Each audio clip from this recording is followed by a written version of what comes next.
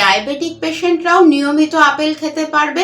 আপেলের ফাইবার রক্তে ভালো কোলেস্টেরল অর্থাৎ এইচডিএল কোলেস্টেরলের মাত্রা বাড়িয়ে দেয়। কমলা লেবুর পটাশিয়াম কিন্তু উচ্চ রক্তচাপ রোগীদের জন্য খুবই উপকারী। আর আমলকির যে ফাইবার সেটা কিন্তু কোষ্ঠকাঠিন্যের সমস্যা নিরাময় করতে সাহায্য করে।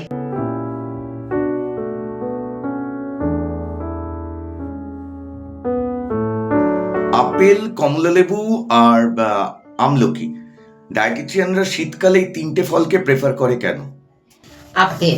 আপেল তো ভিটামিন, খনিজ পদার্থ, ফাইবার সমৃদ্ধ। আর আপেলের মধ্যে যেটা অনেকেই হয়তো জানেন না, ফ্লোরিজিন থাকে, যা মেনোপজের পর মহিলাদের শরীরে ইস্ট্রোজেন হরমোনের যে প্রভাব কমতে থাকে আস্তে আস্তে, যার ফলে হাড়ের ক্ষয়, হাড়ে ব্যথা হয়, সেটা কিন্তু অনেকটাই কমাতে সক্ষম। আর আপেলের ফাইবার রক্তে ভালো কোলেস্টেরল অর্থাৎ এইচডিএল কোলেস্টেরলের মাত্রা বাড়িয়ে দেয়, যেটাকে আমরা হাই ডেন্সিটি লাইপোপ্রোটিন বলি। যেই কোলেস্টেরলটাকে তার মাত্রা বাড়িয়ে দেয়। আর খারাপ কোলেস্টেরল, এলডিএল কোলেস্টেরল বা লো ডেন্সিটি লাইপোপ্রোটিনের মাত্রা কমিয়ে দেয়, যার ফলে হার্টের স্বাস্থ্য ভালো থাকে, স্ট্রোক হওয়ার ঝুঁকি অনেকটাই কমে। 100 গ্রাম আপেল থেকে 59 কিলো ক্যালোরি শক্তি পাওয়া যায়। যেহেতু আপেলের ক্যালোরি মূল্য অনেকটাই কম, তাই ওজন নিয়ন্ত্রণে রাখার জন্য আপেল কিন্তু খুবই উপকারী একটা ফল। এছাড়া আপেলের ফাইবার রক্তের শর্করা নিয়ন্ত্রণে রাখে। আর আপেলে পটাশিয়ামের মাত্রা 100 গ্রাম আপেলে 75 মিলিগ্রাম পটাশিয়াম থাকে। যেহেতু কিডনি রোগীদের আমরা সব ফল দিতে পারি না পটাশিয়াম অতিরিক্ত থাকার ফলে, কিন্তু আপেল কিন্তু নিয়মিত 100 গ্রাম আপেল কিডনি রোগীদের দেওয়া যেতেই পারে। না, এটা কি বাচ্চাদের ক্ষেত্রেও সমানভাবে উপকারী?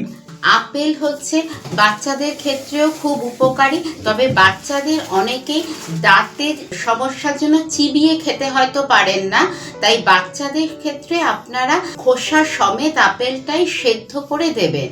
এছাড়া সবাই আপেল খাবেন, কিন্তু অবশ্যই খোসা সমেত আপেল খাবেন, কেটে। আর আপেল কিন্তু কাটার আগে 40 থেকে 1 ঘন্টা জলে ভিজিয়ে রাখবেন, তারপরে ভালো করে ধুয়ে সেই আপেলটাই কেটে খাবেন। সেটা আপনি আপেল এমনি কেটেও খেতে পারেন, বা কেটে স্মুদি বানিয়ে খেতে পারেন, বা আপেল কিন্তু কাস্টার্ডের ওপর ছড়িয়েও খাওয়া যায়। আপেল তো অ্যান্টি ক্যান্সারাস, এটা আমরা সবাই জানি, ক্যান্সার রোগ প্রতিরোধ করতে পারে।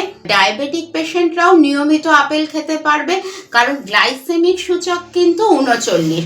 আমরা জানি ডায়াবেটিসের সেই ফলগুলোই আমরা নির্বাচন করব যেই ফলগুলোর গ্লাইসেমিক সূচক 50 বা তার নিচে।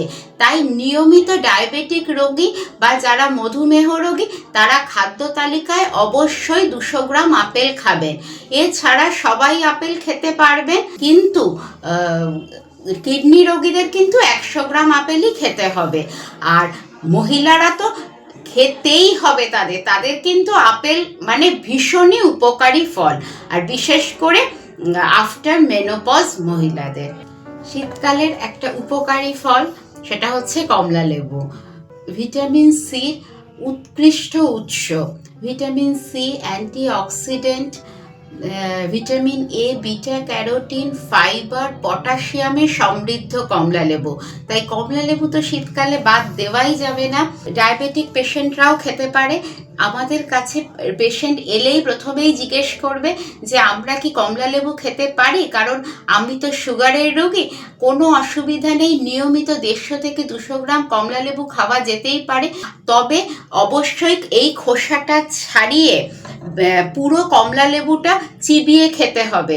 অনেকেই আছেন যে ফল চিবিয়ে খান না, কমলা লেবু না রস করে খান, এটা করলে কিন্তু চলবে না, পুরো চিবিয়ে খেতে হবে। কারণ কমলা লেবুর যে ফাইবার সেটা আমাদের শর্করা নিয়ন্ত্রণে রাখে রক্তে, হার্টের জন্য খুব ভালো। আর কমলা লেবুর পটাশিয়াম কিন্তু উচ্চ রক্তচাপ রোগীদের জন্য খুবই উপকারী, কারণ স্ট্রোকের সম্ভাবনা তাদের অনেকটাই পটাশিয়াম কমিয়ে দেয়। আর ভিটামিন সি ভীষণ ভালো উৎস কমলা লেবু।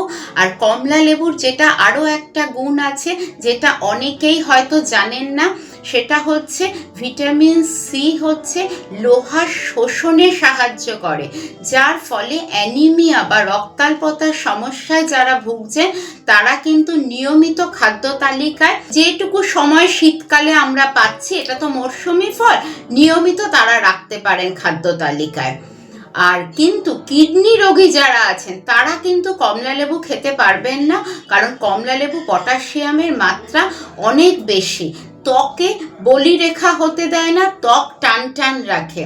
তাই জন্য নিয়মিত খাদ্য তালিকায় ভিটামিন সি সমৃদ্ধ ফল কমলা লেবু রাখুন, কিন্তু অবশ্যই চিবিয়ে, রস করে নয়। না, কিন্তু ওই যে কমলা লেবু দিয়ে আপনার অনেকে চাটনি বানায় বা এই ধরনের ডেজার্টে তৈরি ব্যবহার করা হয়। হ্যাঁ, অবশ্যই চাটনি বানিয়ে খাবেন না, কারণ সেটার মধ্যে আবার অনেকটা চিনিও যাবে, সেটা করবেন না। কিন্তু বা এক্সট্রা সল্ট চলে যায়, তাই জন্য প্রেশারের রোগীদের জন্য ওই চাটনিটা কিন্তু উপাদেয় হবে না। আপনি ওইভাবে কমলা লেবুটা স্মুদির সাথে করে খেতে পারেন, বা কাস্টার্ডের ওপর দিয়ে ফ্রুট কাস্টার্ড করে খেতে পারেন, কোনো অসুবিধা নেই, খাওয়া যেতেই পারে। এবার আপনাদের একটা সুপার ফুড নিয়ে বলবো, সেটা হচ্ছে আমলকি। আমলকি হচ্ছে অনেকেই জানে না আমলকির কি উপকারিতা। যেহেতু আমলকির স্বাদটা হচ্ছে সম্পূর্ণ অন্য, একটু কষ্টা টাইপ, সেই জন্য অনেকেই আমলকি খেতে পছন্দ করেন না। কিন্তু এটা হচ্ছে ফলের মধ্যে হচ্ছে সুপার ফুড। শীতে তো 3-4 মাসে আমলকি বাজারে পাওয়া যায়, আর এখন হচ্ছে খুবই অ্যাভেলেবেল আমলকি। আর টাটকা আমলকি, এটা কিন্তু নিয়মিত খাদ্য তালিকায় রাখবেন, কারণ অ্যান্টিঅক্সিডেন্ট ভিটামিন সি সমৃদ্ধ। আর ভিটামিন সি এর অন্যতম উৎকৃষ্ট উৎস হচ্ছে আমলকির মধ্যে আছে। 100 গ্রাম আমলকিতে 600 মিলিগ্রাম ভিটামিন সি পাওয়া যায়। তাই আমাদের নিয়মিত খাদ্য তালিকায় 2-3টে আমলকি অবশ্যই রাখতে হবে। আর সেটা কিন্তু কোনো ভাতে সেদ্ধ বা ডালে সেদ্ধ করে খাওয়া যাবে না, এটা আপনাকে পুরো কাঁচা চিবিয়েই খেতে হবে। সেটা গোটাও খেতে পারেন বা স্যালাডের মতো স্লাইস করে কেটে কেটেও খেতে পারেন, কিন্তু ওপরে নুন দিয়ে খাবেন না, গোলমরিচের গুঁড়ো দিয়ে খান, খুবই টেস্টটা ভালো লাগবে। আর আমলকির যে ফাইবার, সেটা কিন্তু কোষ্ঠকাঠিন্যের সমস্যা নিরাময় করতে সাহায্য করে। কিন্তু যারা ডায়রিয়ার সমস্যা বা পেট ফাঁপা ব্লোটিংয়ের সমস্যায় ভুগছে, তারা কিন্তু আমলকি থেকে একটু দূরে থাকবেন। আর আমলকির ভিটামিন সি হচ্ছে আমাদের অনেকেরই মাড়ি দিয়ে রক্ত পড়তে থাকে, সেটা কিন্তু দূর করতে সক্ষম।